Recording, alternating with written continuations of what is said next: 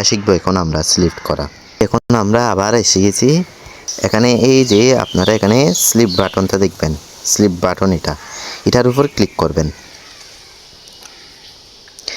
দেখেন এখন এখানে ছোট একটা ভিডিও এই যে কাট হয়ে গেছে, এই যে এই ভিডিওটা কাট হয়ে গেছে।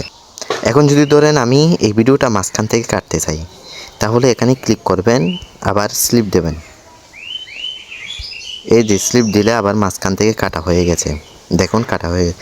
এখন ধরেন আমি একটা ভিডিওকেও ডিলিট করতে চাই, এখন আমরা শিখব ডিলিট কিভাবে করবেন সেটা।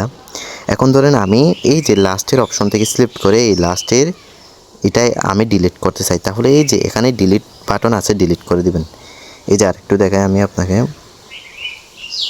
এই যে এটা কীভাবে ডিলিট করা, কীভাবে ভিডিও কাটতে হয় এবং ডিলিট করা, কীভাবে ভিডিও মুছে ফেলতে হয়।